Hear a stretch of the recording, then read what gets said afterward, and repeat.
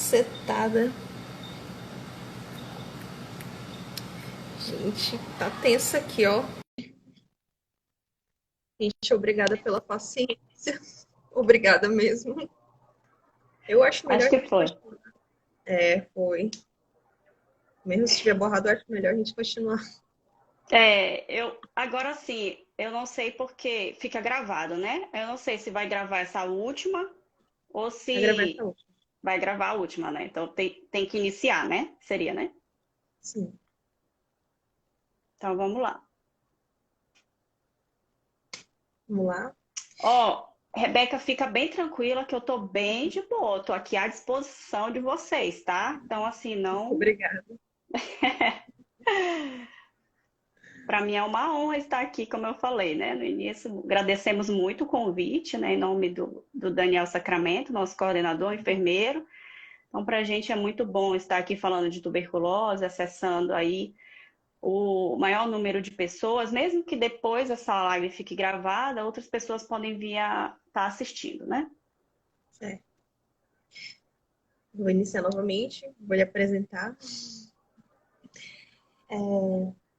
Nós temos como convidada a doutora Dina Carvalho Cordeiro. O currículo dela é bem extenso, então vou dar uma resumida. Isso. É mestre em enfermagem pela Universidade do Estado do Pará e pela UFAM, é especialista em pneumologia e enfermagem cardiovascular e enfermagem intensiva.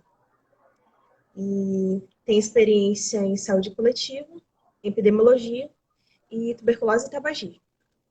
E nós podemos iniciar um pouco falando sobre tuberculose. Eu lhe passo a palavra. Tá. Então, vou fazer uma abordagem geral da tuberculose, né? Considerando que pode ter chegado algumas pessoas novas, né? Que não acompanharam ainda aquela outra live que foi feita, né? Pelo grupo. Mas antes de começar, gostaria de parabenizá-los, né, novamente. Fiz esse elogio para você no privado, né, do WhatsApp. Parabéns pelo projeto, pela relevância desse projeto, né, de prevenção da tuberculose. No momento que nós estamos passando, a gente precisa muito mesmo essa relação estreitada entre a pesquisa, a universidade, né, assistência, gestão. Então, parabéns, tá? Em nome do nosso coordenador, que é o Daniel Sacramento, que ele está aqui online, junto com os colegas do programa de tuberculose do município, que também estão aqui na sala. Então, muito obrigada, tá? Em síntese, né, nem vou demorar muito, eu só gostaria de falar que a tuberculose ela é uma doença que ela é causada por uma bactéria, que é chamada de bacilo de Koch, tá? Ela é transmissível, ela é transmitida de uma pessoa doente que não está em tratamento para uma pessoa sadia através da tosse, do espirro e da fala, tá? E o exame para o diagnóstico da tuberculose, de uma forma geral, é o exame de escarro, o exame da secreção, tá? O paciente tosse, a gente coleta aquela secreção e vai fazer análise, tá bom? O Brasil, ele segue aí entre os países com a maior carga de incidência, ele está entre os 30 países com a maior carga de incidência, e o nosso estado e o nosso município, ele vem se destacando com uma das maiores taxas de incidência de TB e também de mortalidade. Né? Daí tão importante essa live que a gente falar sobre o tratamento da tuberculose e que, como vocês colocaram bem no tema, ele é um desafio, não é só oferecer o medicamento para o paciente, né? Então, ele é um desafio, tá? Então, justamente para eu entrar na questão do tratamento medicamentoso, precisaria fazer essa síntese, né? Então, o tratamento da tuberculose, ele é feito com antibióticos, tá? Que a gente chama de esquema básico. O tempo de tratamento é 6 meses, podendo variar, podendo ter uma ampliação, tá? A depender da situação do paciente, da situação bacteriológica dele. Mas, de uma forma geral, o tratamento 6 meses, tá? Pela manhã, diariamente, o paciente toma os medicamentos orais, né? domiciliar, no domicílio, ou então até diretamente observado numa unidade de saúde. Alguns pacientes, eles precisam estar internados, né? Mas é por conta de situações clínicas, por conta, às vezes, de uma situação de vulnerabilidade e social, né? Que a gente chama até de internação social. Mas, de uma forma geral, a maior parte dos pacientes, eles fazem um tratamento no domicílio, tá? Onde esse medicamento, ele é chamamos de restrição do governo, de restrição, ele não encontra na drogaria, ele não encontra em outra parte, né? Ele está realmente com as unidades de saúde, com as estratégias, nos hospitais, tá?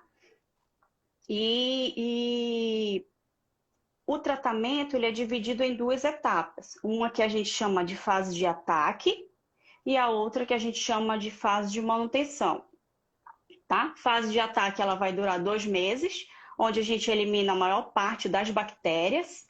Por isso que existem muitos pacientes que melhoram a parte clínica, melhora a tosse, né? Melhora a febre, ganha o peso, às vezes até acha que está bom e para o tratamento. E a segunda fase, ela dura 4 meses, tá? Que é a fase que a gente chama de manutenção. É para matar o restante, né, dos bacilos, das bactérias, para que o paciente ele fique curado.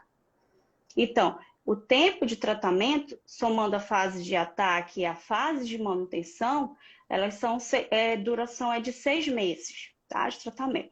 Digamos que é um pouco longo, né? É longo.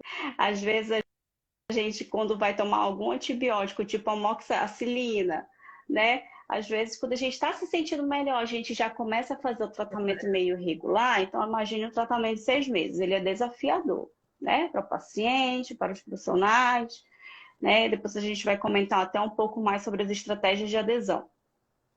Mas, de uma forma geral, é esse o tratamento. Existem algumas outras formas, que é a forma extrapulmonar, meningoencefálica e a osteoarticular, que a duração do tratamento é 1 ano, tá? Então, o tempo da dose de ataque é 2 meses e a dose de manutenção são 10 meses. Só nessas duas tipos que é diferenciado, tá? Nesse tratamento, assim, quando o paciente está fazendo, quanto tempo ele faz o tratamento e então ele para de ser uma fonte de infecção? Ele para de transmitir a tuberculose? Tá. Quando o paciente ele inicia o tratamento, ele foi diagnosticado para tuberculose. As formas que transmite são a tuberculose pulmonar e a laríngea, né? Elas são as formas que transmitem através da tosse, do espirro e da fala. Quando o paciente ele começa a tratar, teoricamente, né, com 15 dias, ele não transmite mais a doença, ele tratando. Mas é importante que a gente faça um acompanhamento com a baciloscopia, que é um exame que a gente coleta a amostra de escarro do paciente e a gente verifique se tem ou não a presença de bacilo, tá? Então, realmente, eu só posso dizer que esse paciente ele não está mais transmitindo, por exemplo, a baciloscopia dele está dando negativa, ou seja, não conseguem mais visualizar bacilos viáveis, que vai causar, né, ali a contaminação de outras pessoas. Então, teoricamente, 15 dias, mas a gente sempre reforça, fazer o acompanhamento com a baciloscopia, aí sim a gente pode dizer com certeza, não, ele não está mais transmitindo a doença. E é o tratamento regular, né? Aquele paciente que está tratando direitinho, está tomando as medicações todos os dias, tá? Que está tratando regularmente. Então, a baciloscopia é o que confirma mesmo, mas o natural é 15 dias, né? Certo. 15 dias, mas a gente confirma com a baciloscopia, que é aquele exame que o paciente ele vai escarrar no potinho, vai tossir, tá? E aí vai escarrar no potinho, essa secreção é aquela de dentro do pulmão, não das vias aéreas superiores, né? Então ele vai escarrar e a gente analisa no microscópio, né? Coloca na lâmina e olha, ok, tá negativo, ele não transmite, né, mais a doença, tá? Mas é sempre importante. Daí você tocou num ponto muito importante, que é isso. que às vezes até gera muito preconceito com o paciente de TB. Já está lá para o 5º mês de tratamento, às vezes os exames dele já estão dando todos negativos, e as pessoas estão com preconceito, excluindo ele, né, devido ainda ao estigma da tuberculose. Eu vou pegar esse gancho de um pouco de preconceito. Você poderia falar um pouco sobre o preconceito que as pessoas podem sentir quando a pessoa que está em tratamento? Tá.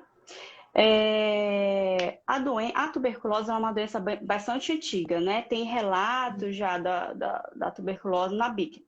Antigamente, ela não tinha tratamento, ela não tinha cura, né? Então, as pessoas, elas eram isoladas e ali elas acabavam morrendo, né? E agravando, começava a tossir, escarrar sangue, que é uma forma da complicação da tuberculose, né? O paciente, ele tosse, escarra muito sangue, e aí ele fazendo aquela broncoaspiração, ele acaba se afogando no sangue, né? Então, os pacientes emagrecendo e morriam, né? Porque não tinha cura. Mas, atualmente, a tuberculose, ela tem tratamento, né? Ela tem cura, né? Se o paciente completar direitinho. Mas ainda fica devido até à questão de informação da população, né? A questão de conhecimento acerca da doença, e ainda fica o preconceito, né? Paciente de tuberculose já quer separar ele para casa do cachorro, quer separar os pratos, os talheres, as toalhas, e isso não cabe à tuberculose, tá? A transmissão da tuberculose, ela é aérea, né? Através da tosse, do espirro, da fala. Então, tuberculose, compartilhando talheres, compartilhando toalha de banho, tá? Compartilhando prato, mas acaba que pela falta até de conhecimento das pessoas, eles acabam discriminando. Então, porque tem paciente que nem fala que está tratando tuberculose, fala que está tratando uma pneumonia. E aí, quando a gente pergunta, né, sobre o tempo de tratamento da pneumonia, não, foi longo, enfermeira, foi tipo 6 meses. Aí a gente viu que não era uma pneumonia, né, que provavelmente era uma tuberculose que ele estava tratando.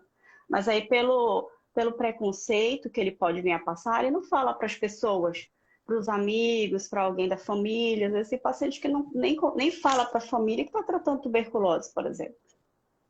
Né? Nós já Justamente pelo tivemos, preconceito. nós já tivemos algumas entrevistas em que nós também conversamos com pessoas que tinham conhecimento na área da saúde, e elas falaram que, às vezes, as pessoas tinham preconceito por pensar que a tuberculose era uma doença que se conseguia, vamos dizer assim, uma pessoa que sai à noite e faz coisas ilícitas, aí muitos ainda têm esse pensamento. E a gente conseguiu essas informações, assim. Isso. Por isso é tão importante, né, a disseminação dessas informações.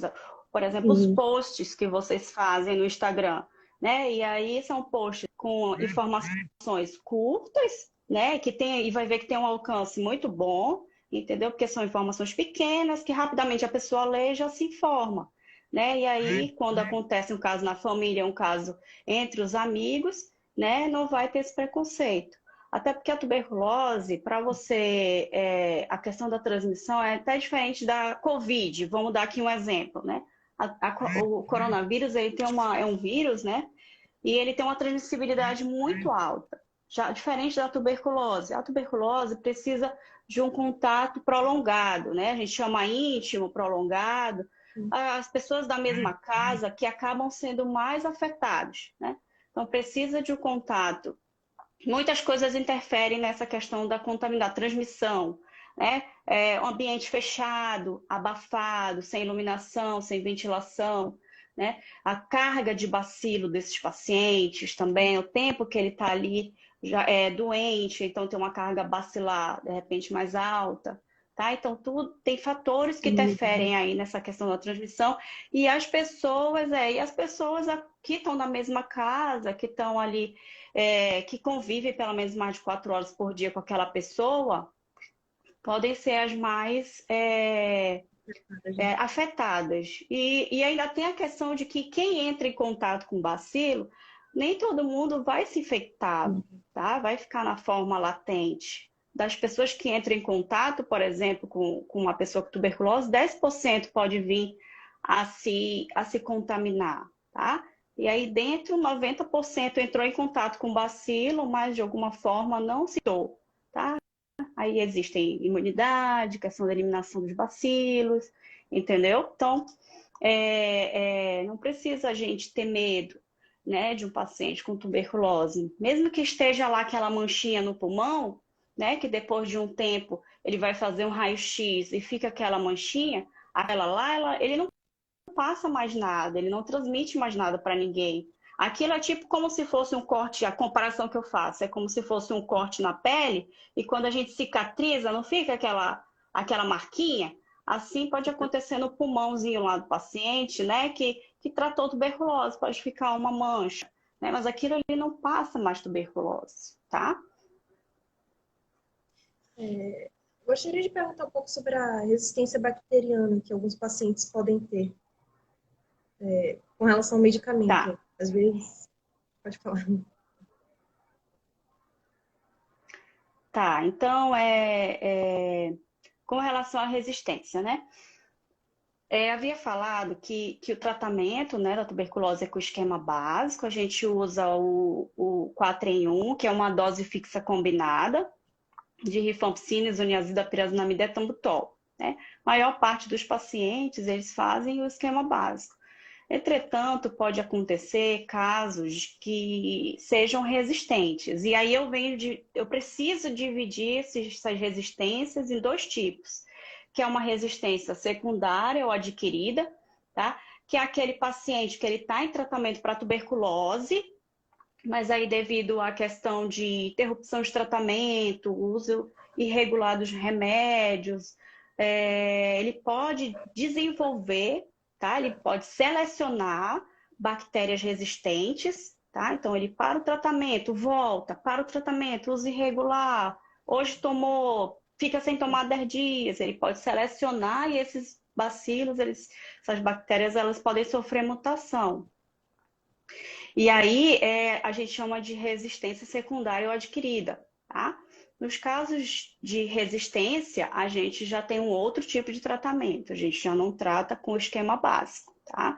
Às vezes precisa ser manejado numa referência, então ele já sai da atenção primária, ele vai para uma referência onde ele vai ser manejado de forma correta, com os medicamentos apropriados, tá? Que muitas vezes envolve os medicamentos injetáveis, tá? E tem aquela resistência que a pessoa acaba entrando em contato com alguém com uma bactéria resistente e aí já adquire uma bactéria, já se contamina com uma bactéria existente, tá?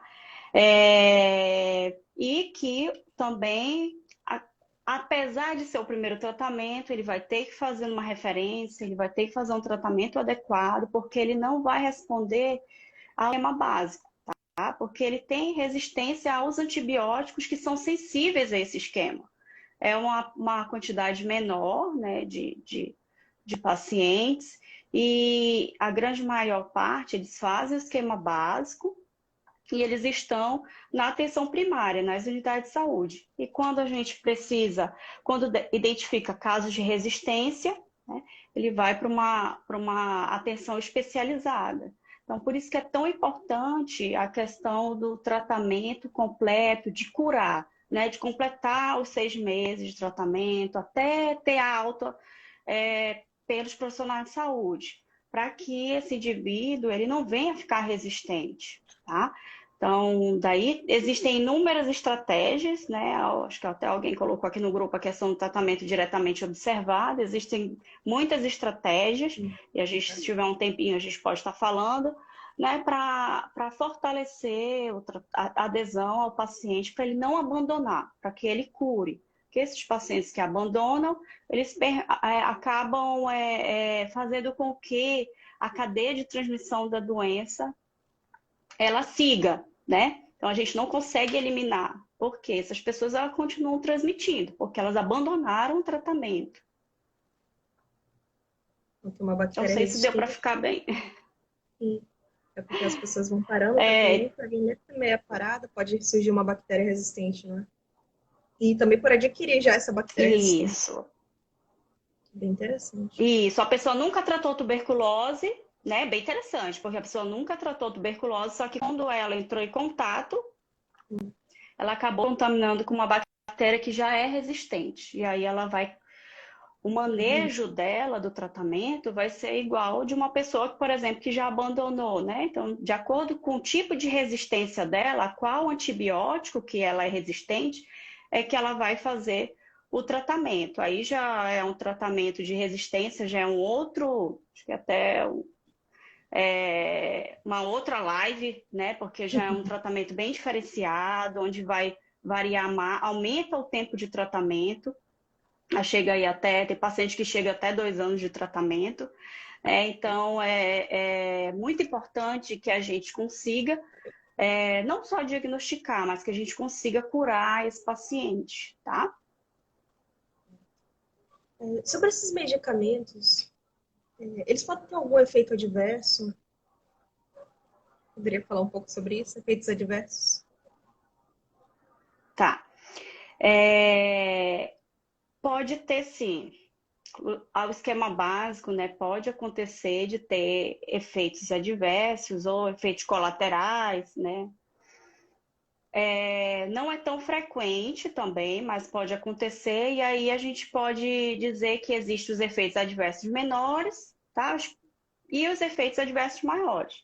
Os efeitos adversos menores é aquele enjoo, náusea, vômito, toma medicação, não consegue comer, se sente, tem plenitude, tá? Pode ter coceira pelo corpo, né? Tipo, é como se fosse uma alergia mesmo ao medicamento, então coceira. Pode a urina ficar avermelhada por conta da rifampicina, então isso daí é até um efeito esperado. A gente precisa explicar ao paciente isso. Então, esses são alguns efeitos, até um pouco mais comuns, mas que não acontecem com grande parte de paciente, não, tá? Que pode vir a acontecer, mas que eles são totalmente manejados, eles são totalmente resolvidos dentro da unidade de saúde que esse paciente é acompanhado, tá? Da atenção primária. Mas, em menores casos, pode acontecer os efeitos adversos, reações adversas maiores, né? Que é uma hepatotoxicidade, então o paciente ele começa a ficar amarelo, ictérico, os olhos, a esclera ictérica, aumenta o TGO, TGP dele, esse aumento ele não volta ao normal, tá? As enzimas hepáticas sofrem alteração, pode ter casos de convulsão. Então, de uma forma geral, quando isso acontece, o tratamento ele acaba sendo interrompido e ele é manejado também na atenção terciária, tá? No centro especializado, tá? Porque ele já entra em um tratamento que ele é diferenciado, tá? Um tratamento que ele é diferenciado. Por exemplo, as pessoas que têm uma hepatopatia, que fazem uma hepatotoxicidade, aí já é um esquema de tratamento para hepatopata, já é um tratamento diferenciado, já sai daquele que é o esquema básico, da dose fixa combinada que eu falei, do 4 em 1, né? Do RHZE. Tá? Então, ele já faz um outro tipo de tratamento. Se ele tem um problema nos rins, se ele é nefropata, por exemplo, ele já faz também um esquema para nefropatia. Então, se ele é resistente, né? Então, todos esses que fogem do esquema básico são manejados numa referência, num centro especializado. Tá? E isso acontece em números menores de pacientes, tá? Existe até, eu vi alguns artigos que falam que 2, 3% dos pacientes, então é um número pequeno, tá? De pacientes que têm uma reações adversas maiores. A grande maioria, eles toleram bem os medicamentos da TB, às vezes, inicialmente, eles podem ter ali alguns efeitos gástricos, prurido, né, coceira, mas é totalmente resolvido na atenção primária, com os profissionais que já estão acompanhando, tá? Por isso é tão importante o vínculo, né? Que depois a gente vai estar falando sobre isso. É tão importante o vínculo do paciente, né, com os profissionais que estão acompanhando. Eu vou fazer uma pergunta um pouco direcionada para uma pergunta que perguntaram aqui no chat, que seriam quais as principais estratégias para reduzir a desistência nesse tratamento? Aí a pergunta no chat é que ela já vem falando, o tratamento diretamente observado ajuda nos índices de conclusão do tratamento? Então, isso é uma estratégia. Esse tratamento ajuda? É, Tratamento observado? sim, ajuda. Porque o tratamento diretamente observado, ele vai acompanhar. Então, o que que é o tratamento diretamente observado? Você é um profissional de saúde ou qualquer um outro profissional que esteja capacitado, habilitado, né, para fazer o acompanhamento daquele paciente da tomada da medicação. Então, é você verificar, você ver e acompanhar o paciente tomando a medicação. O Ministério da Saúde ele recomenda que seja ou na primeira fase todos os dias, ou pelo menos 3 vezes na semana, tá? No caso, segunda a sexta, né? Sábado e domingo ele fica com medicamento para tomar, e durante a semana ele é acompanhado por um profissional. Então, com isso, melhora o vínculo, né?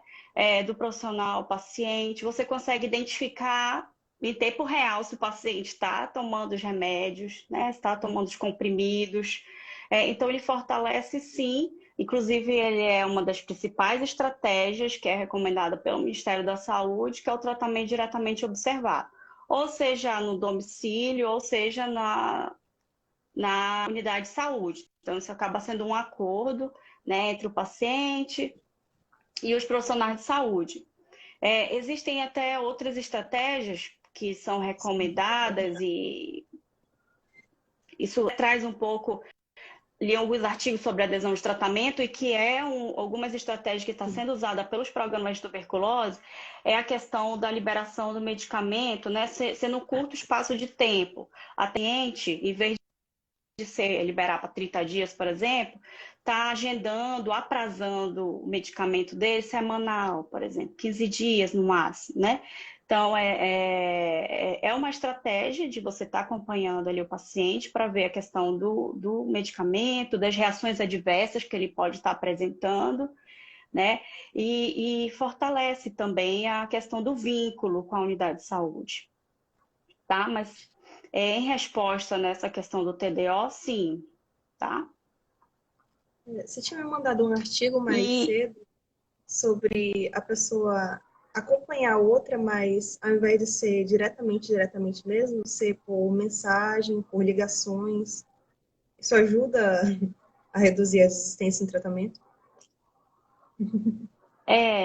então, como eu falei para você, né? A pandemia, a gente conversou algumas situações no WhatsApp, assim, a pandemia ela veio nos ensinar muito, né?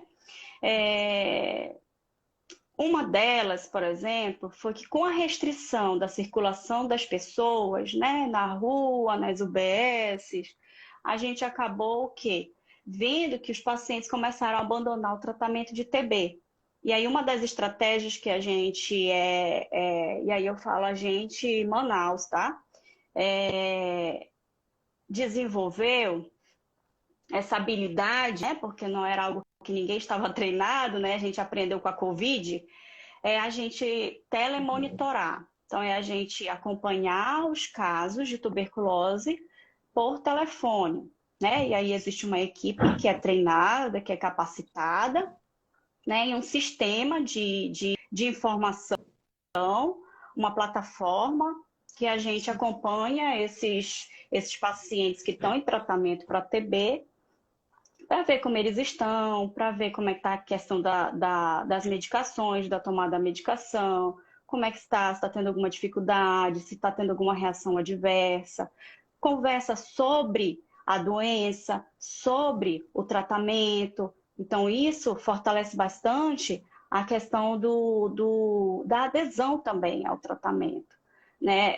Alguns artigos que eu vi, inclusive, trazem a questão dos panfletos informativos, da conversa, do grupo, inclusive do grupo de encontro com pacientes de idosos. Né? Então, isso foi uma iniciativa que ela foi tomada, a gente não tinha isso implementado, não implantado essa ação, tá? Essa foi uma ação decorrente da Covid. Então, meio àquela pandemia, onde as pessoas não, né, estavam saindo de casa, estavam com medo de sair de casa, né? A gente começou a telemonitorar, ligar para eles. É uma forma de entrar na casa deles e perguntar: oi, tá tudo bem? Como é que o senhor tá? Sim, tá no dia a E dia, né? aí, como eu dividi com você, ela foi uma das experiências exitosas, que ela está compondo o livro de experiências exitosas da Organização Mundial da Saúde. Então, o Brasil, com essa experiência aqui de Manaus, né, acabou se destacando, né, que foi algo bastante diferente, que a gente teve que montar, né, fugiu, né, fugiu da rotina mesmo, a gente teve que montar toda uma estrutura, aproveitando até um pouco a estrutura da Covid, mas montando todo esse cenário para acompanhar os pacientes que estão no domicílio. É uma estratégia, né? Sim. Tem outras estratégias que é de quê? De adesão do paciente. Uma o que eu julgo o principal de todas, Rebeca, assim, eu tenho um pouco de experiência de acompanhamento de paciente de TB na assistência, e agora faço algumas escalas lá no telemonitoramento, alguns dias, e assim, o mais importante de tudo é o vínculo, é o acolhimento desse paciente. É um vínculo. O paciente ele precisa sentir que ele tem uma equipe que está acompanhando ele, que ele tem os profissionais que são capacitados, que são treinados, que ele confie nesses profissionais. Ele precisa se sentir acolhido, ele precisa saber que a hora na unidade de saúde que ele estiver sentindo algo, ele tem um acesso, ele tem livre acesso, uma facilidade de acesso, né? Que existe uma unidade de saúde, um local que é organizado para recebê-lo, para acompanhá-lo. E aí eu lembrei agora de um paciente nosso do telemonitoramento, que eu estava conversando com ele, aí ele falou assim, enfermeira, depois que eu comecei a tratar, eu tô ganhando peso, eu já estou me preocupando. Eu estava conversando com ele, né? Não, mas não se preocupe não, se alimente de forma mais saudável possível, né? Quanto é que o senhor está pesando? Aí ele pegou e falou, estou com 52 quilos. Aí eu falei assim, e você tá tomando quantos comprimidos? Aí eu tô tomando 3. Aí eu pensei, né? Ele tá aumentando de peso, inclusive já tem que ajustar a dose do medicamento dele. Vai ver quando ele foi na unidade de saúde, ele tava pesando 48, 49, e aí ele toma realmente 3 comprimidos. Só que como ele engordou, né? Melhorou o peso dele, aí já precisa ajustar. Então, por isso é importante que sempre que o paciente for na unidade de saúde para acompanhamento, a gente pese esse paciente, né? Porque eles acabam melhorando bastante a questão do peso, recuperando, né, a questão do peso. E eu disse para ele, olha, vai precisar ajustar esse seu medicamento, a quantidade de comprimido. E aí ele mal deixou eu terminar de falar e ele falou assim, não, enfermeira, não, mas olha só, deixa ele falar uma coisa. Primeiro eu vou lá na unidade que eu estou sendo atendido, aqui perto de casa, e aí eu vou conversar lá, e aí depois que eles me falarem que eu posso aumentar os comprimidos, aí sim, a senhora me desculpe, a senhora está atendendo muito bem, mas aí eu disse para ele, não, é realmente isso que eu vou falar para o senhor. O senhor precisa retornar na unidade de saúde, até para eles realmente lhe pesar e ver se vai precisar ajustar essa dose. Mas o que que eu destaco aqui? Né? Eu destaco que ele tem uma confiança com os profissionais de saúde, ele confia neles, entendeu? E ele sabe que a hora que ele chegar lá, ele vai poder conversar com o enfermeiro, ele vai poder conversar com o médico, algum profissional que vai orientá-lo. Né? Então, ele tem uma confiança, isso é importante para a adesão ao tratamento do paciente TB. É claro que a gente sabe que tem pacientes que são mais difíceis para aderir, tem esses de grupos, de alguns grupos vulneráveis, né, que são mais complicados o acompanhamento do tratamento, mas o que a gente precisa ter é acolher esse paciente, orientar sobre a doença, orientar sobre o tratamento, orientar sobre os riscos que ele tem de parar o tratamento, mas não só falar coisa ruim, a gente tem que dizer também que se ele continuar, fizer direitinho o tratamento, ele vai ficar curado, né? Então falar dos benefícios, não só falar dos malefícios, mas falar dos benefícios dele completar o tratamento. Tá? Explicar como é que é lá a clínica, eu falo clínica, pode ser uma UBS, uma estratégia, tá? Então, como é a clínica? Como é que se divide? Onde que é o posto de coleta que ele entrega a amostra de escarro? Por exemplo, que é o exame que ele vai fazer de acompanhamento, né, até o final do tratamento, né? Então, como é que é? Quem são os profissionais que vão acompanhar? Isso não dá uma segurança para a gente? Poxa, eu tenho uma equipe que está me acompanhando, né? E no momento que ele falta, tem uma outra estratégia que é a busca do faltoso, a identificação do faltoso e a busca. Então, se ele não está indo, né, pegar as medicações, vamos dizer que ele não está fazendo, ele não está indo receber, ir para acompanhamento, então eu ligo para esse paciente, é uma estratégia, tá? De ligação telefônica para ver o que está acontecendo, por que ele não foi, ou até mesmo eu vou ter que sair da minha zona de conforto, tá? E eu vou ter que ir lá atrás desse paciente. Por quê? Isso é um problema de saúde pública. Eu estou falando de uma admissível. E ela pode passar para qualquer pessoa, independente da idade, porque a gente tem tuberculose criança, adolescente, né? Dos idosos, independente se é feminino ou masculino, tá? Então pode dar em qualquer pessoa.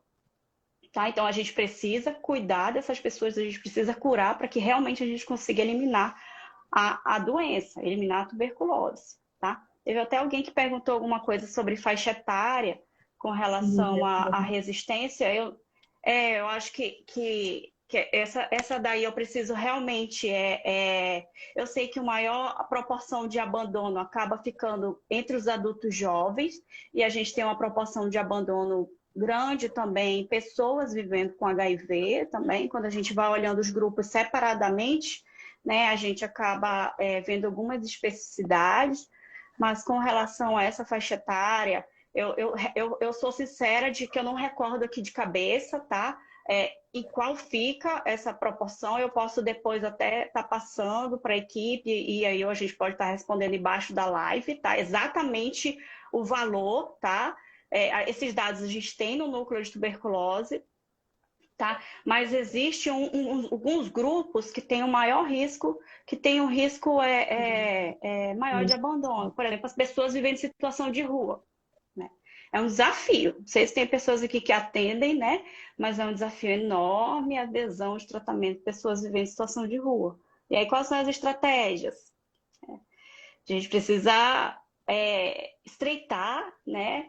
Fortalecer aí os serviços de saúde que envolvam ali aquele doente, né? Que envolva ali a pessoa. E às vezes articular com uma casa de acolhimento também para acolher esse doente, né? Com relação não só ao tratamento medicamentoso, mas com relação à alimentação, à higiene dele.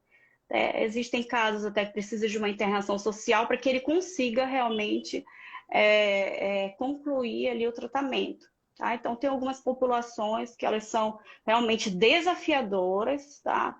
E eu não falo, isso é algo que foge até só de Manaus, outros estados, outros locais também tem esse desafio, né? Pessoas em situação de rua, pessoas vivendo com HIV, os privados de liberdade, não é nem porque eles estão ali, mas só que eles acabam mudando de local, né? E às vezes sem saída, e aí acaba que a gente perde ali aquele acompanhamento, aquele segmento, né? De acompanhamento do tratamento do paciente. Então, usuários de droga também. Vocês colocaram um post sobre tabagismo, aí eu fiquei assim, brilhei, assim, eu adorei. Post de tabagismo. O tabagismo ele tem um risco maior mesmo para não só se contaminar, como para ele adoecer e para morrer de tuberculose. E às vezes esse tabagismo está associado com outros usos de outras drogas, né? E aí acaba sendo um pouco também mais difícil a adesão, mas não é nada impossível, né? A gente já teve pacientes com experiências exitosas que concluíram aí o tratamento. Tem que ter uma rede mesmo formada, de apoio, né, para esse paciente. Não dá para trabalhar sozinho, tá? E precisa ser trabalhado com uma equipe multidisciplinar. Cada paciente que senta lá na nossa frente, eu sei que aqui tem alguns colegas que atendem pacientes também, e cada paciente que senta na nossa frente lá, né, cada paciente que a gente tem, não é mais um paciente, nosso paciente, né? E ele tem uma vida, ele tem aspectos econômicos, aspectos sociais, ele vem com outros agravos que a gente precisa estar olhando de forma integral, né? Não dá para olhar só a tuberculose. A gente precisa sair dessa caixinha, olhar, fazer o teste para o HIV. No dia que a gente diagnosticou TB, a gente precisa saber se ele não tem uma doença que imunocompromete, que imunodeprime. Então, a gente precisa ver se ele tem HIV e faz o teste do HIV. A gente precisa ver se ele não é diabético, fazendo o teste da glicemia. Então, a gente precisa ter outros olhares, né? Olhares, ele pode vir com diabetes, com hipertensão, ele pode ser uma pessoa que faz hemodiálise, nefropata, ele pode ser um paciente que é hepatopata, então a gente precisa olhar e mais além, né? É um indivíduo. Cada caso é um Acho que eu caso, né? falei. Cada caso, acho que eu falei muito. Tem uma pergunta aqui no chat que eu achei ela interessante. Quem está tratando pode fazer exercícios como natação ou corrida? Ah, muito boa mesmo essa pergunta.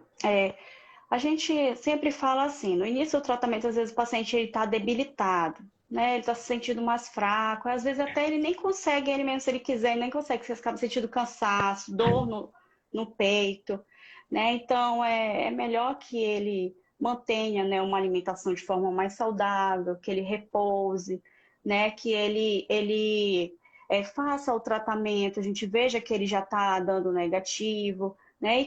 E quando ele se sentir melhor, e aí esse melhor que eu digo assim, clinicamente, né, os exames dele, ele também vai trabalhar. É uma pessoa que muitas pessoas que estão em tratamento de tuberculose, por exemplo, eles ficaram de afastado algum tempo, de repente 15 dias, 30 dias, e eles voltaram às atividades laborais, normal. Ele vai levar uma vida normal, tá? Se ele estiver clinicamente bem, ele leva uma vida normal. Agora, sempre precisa ver essa questão de como ele está evoluindo, questão clínica, bacteriológica, imagem, né? Porque tem pacientes que relatam, por exemplo, que quando tem um comprometimento pulmonar muito grande, tipo cavitação, né? Que o paciente acaba sangrando, né? E aí tem hemoptise, que é uma tosse com sangue, e eles relatam que quando eles fazem algum esforço, aí acaba vindo, mas é porque o pulmão ele está ali se recuperando, né? E aí às vezes a gente precisa do tempo, né? O tempo da gente se recuperar, né? A gente precisa se cuidar, a gente precisa repousar e se alimentar de forma mais adequada, saudável possível. Hoje teve uma paciente que me perguntou na ligação, enfermeira, tem um peixe aí que ele é remoso, né? E daí ela me perguntou, né, sobre esse peixe, se ela podia se alimentar, se ela podia comer. E se ela podia tomar um tipo de chá que é o mastruz, que muitas pacientes usam esse chá. E aí eu disse para ela o seguinte, que ela precisa nessa fase, dentro das possibilidades dela, claro, né, econômica, se alimentar de forma mais saudável possível, porque através dos alimentos que a gente obtém os minerais, né, as vitaminas, para que a gente melhore a nossa imunidade. E já que é uma doença que é ocasionada por uma bactéria, a gente precisa melhorar a nossa imunidade, os nossos soldados, para ir enfrentar e combater essa bactéria, né? Quanto ao uso de chás, de mastruz, muito paciente eles usam, né, mastruz com leite, e eles podem utilizar, mas nunca parando o tratamento da tuberculose. Ele precisa continuar o tratamento até o final, até o momento da alta, né, pelos profissionais de saúde, e aí para que ele fique curado, para que essa bactéria ela não fique resistente e que lá no futuro, de repente, ele não venha adoecer novamente. Não adianta, mesmo ele abandonando, por exemplo, terceiro mês, ele se sentindo bem e com o exame de descarga negativo, essa doença ela pode voltar, tá? Ela pode ter uma recidiva, ele pode voltar e é provável que vá, porque ele não matou completamente as bactérias. Tá? Por isso que o tempo de tratamento dele, apesar de ser longo, a gente precisa concluir. E eu acho que só para encerrar, é difícil conseguir o tratamento? Eu tenho alguma dificuldade para conseguir? Assim, o tratamento, como eu falei, de restrição do governo, né? Ele fica nas unidades de saúde. Não é difícil de conseguir. É claro, quando o paciente ele é diagnosticado com tuberculose, né, a unidade de saúde ele já tem esse tratamento. Os hospitais, eles têm esse tratamento, tá? Esses antibióticos. Só que por ser uma doença de notificação compulsória, né, a gente precisa notificar, Então, a gente faz toda a provisão desses medicamentos a partir das notificações, tá? Mas eles ficam nas unidades de saúde, estratégias, UBS, policlínicas, a referência, os hospitais, tá? Como eu falei, só não tem nas drogarias, né? Mas iniciando o tratamento, o paciente ele é notificado, tá? Então, esse paciente ele é notificado com relação à tuberculose, e aí é iniciado, ele recebe, né? Ele começa ali o tratamento medicamentoso, tá? Domiciliar, tá? E se ele precisar, é, ou devido a uma situação clínica, né? Aí sim pode acontecer de ter que internar para fazer o tratamento, mas a maior parte dos pacientes tolera bem o tratamento da tuberculose, ainda mais quando passa dessa fase de ataque, que já entra na fase de manutenção. Eles mesmos relatam que super bem, que não sentem nada quando tomam um remédio mais. Tá? E aí eu até falo, ó, bota lá o celular para despertar, porque para não esquecer, tomar todos os dias, tá? Imagina. E alguns tomam em jejum, outros tomam após o café. O importante é tomar, Tomar. né? Tem que tomar os medicamentos. Sim. Surgiu uma pergunta aqui no chat. Há uma certa diferença no tratamento da tuberculose pulmonar para a tuberculose ganglionar e das outras? Acho que já foi um pouco falado, mas poderia falar um pouco mais? Sim. Entre... Então, tanto a tuberculose pulmonar quanto a tuberculose extrapulmonar, o esquema de tratamento ele é o mesmo, tá? É o esquema da dose fixa combinada, que é o 4 em 1, né? O esquema básico. É RHZE, que a gente chama na fase de ataque, e a rifampicina isoniazida na fase de manutenção. Com exceção da meningoencefálica, tá? E da osteoarticular, porque esse daí varia realmente, o tempo de tratamento é 1 ano, é 2 meses de fase de ataque e 10 meses de fase de manutenção, tá? E aí você fala da tuberculose ganglionar, né? Acaba que alguns tipos de tuberculose, tipo ganglionar, amiliar, eles são, é mais comum ver, por exemplo, pacientes que são imunocomprometidos, né? Então, dependendo da resposta desse paciente clinicamente, ou a resposta bacteriológica, ou a resposta da imagem dele, né? Dependendo, alguns casos, né, podem realmente ser prolongados a fase de manutenção, né? Aumenta mais 3 meses, tá? E aí ficam 7 meses de fase de manutenção, e o tempo de tratamento, de repente, pode ser 9 meses, tá? De uma forma geral, quando vocês... E daí eu acho que eu estou até aqui, ó. Por exemplo, de uma forma geral, deixa eu ver aqui. Isso aqui está disponível na internet, tá? Digita lá no Google Guia Rápido para Profissionais de Saúde. E aí é do Ministério da Saúde, já são com todas as atualizações de 2019, tá? Que tiveram. Então, isso aqui foi uma publicação desse ano e que é um guia de bolso. Então, a gente pode estar vendo aqui toda a questão do diagnóstico, tratamento, a prevenção, e aí ele cabe lá no bolsinho do jaleco, né? Que é de bolso mesmo. E aí a gente pode, aqui tem todo o tratamento. Então, você vai ver aqui que o tratamento é 6 meses, né? Para essas duas formas que dura 1 ano, tá? De tratamento. E a depender da evolução desse paciente, né? Você pode prolongar o tratamento. E aí eu vou me dar liberdade aqui de falar, por exemplo, de dar um exemplo dos pacientes diabéticos, né?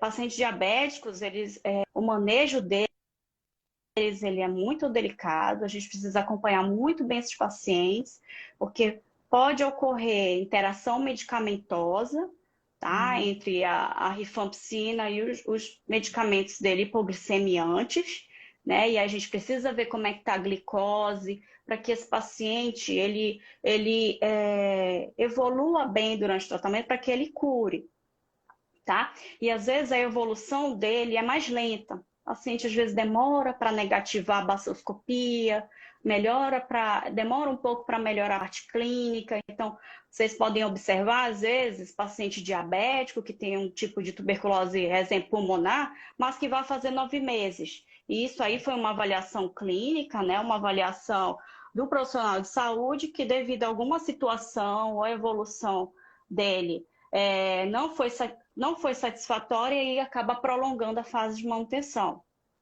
Tá? Outro grupo de pacientes, por exemplo, é os pacientes vivendo com HIV, que aí eu dei até o exemplo da tuberculose ganglionar. Né? Então, os pacientes vivendo com HIV, pode ter alguns pacientes que a gente serve que vai fazer 9 meses. Tá? Então, tudo vai depender de uma avaliação ali, o quê? Individualizada. E mais uma vez eu toco nesse assunto do individual. Né? Então, é o trabalho ali da equipe multidisciplinar, né, com aquele paciente, tratando de forma individualizada. Tá?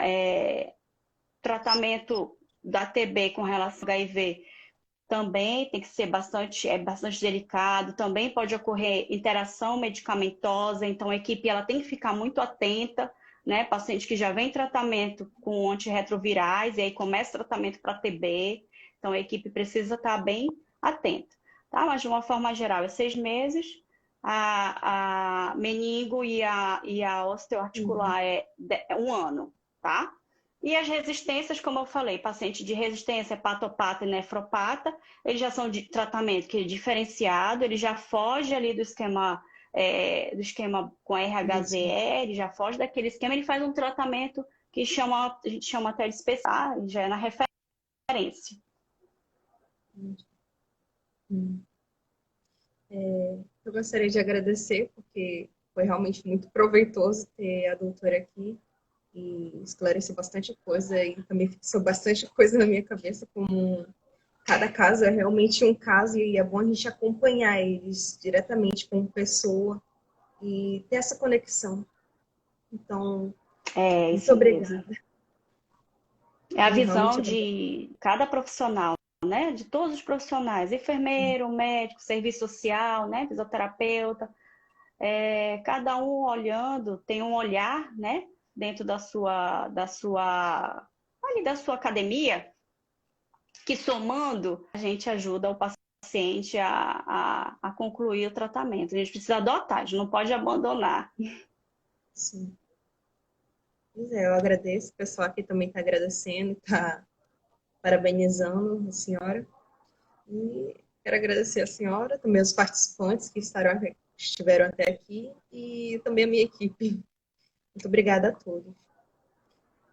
Mais alguma coisa a complementar? Tá, obrigada. Não, também gostaria de agradecer aqui em nome do coordenador municipal da tuberculose, né, enfermeiro Daniel Sacramento. Então, muito obrigada pelas pessoas que estão aqui presentes, né? A live ela fica salva, né? Então, eu penso que mais na frente ela vai ser acessada e vai ajudar muitos colegas, né? Muitos profissionais, acadêmicos que daqui a pouco vão estar na prática, né? Vão estar aí nos serviços de saúde e que cuidem dos pacientes, né? Cuidem, investiga a tuberculose. Tem alguém com tosse por mais de 3 semanas, né? Pode ser tuberculose. Diagnóstico precoce, um acompanhamento de qualidade para esse paciente. Não é só ficar, a gente precisa acompanhar e ir com o paciente até o final do tratamento. Então, literalmente é assim, nós vamos com ele até ele ter alta, né? A gente não Se ele pode pedir, a gente vai abandoná-lo, atrás. tá? É isso, por aí. Se ele fugir, a gente vai ter que ir atrás. Eu já entrei vários becos atrás de pacientes porque eu não queria que eles abandonassem. Ah, É tá. No isso. Instagram e no YouTube. Legal. Muito bom. E vai para o Instagram e para o YouTube. Obrigada, tá? Estou muito feliz Acho com que essa live, porque ela foi minha primeira live. é bom que adquirir um conhecimento e a gente já vê algum negócio da internet, né? É,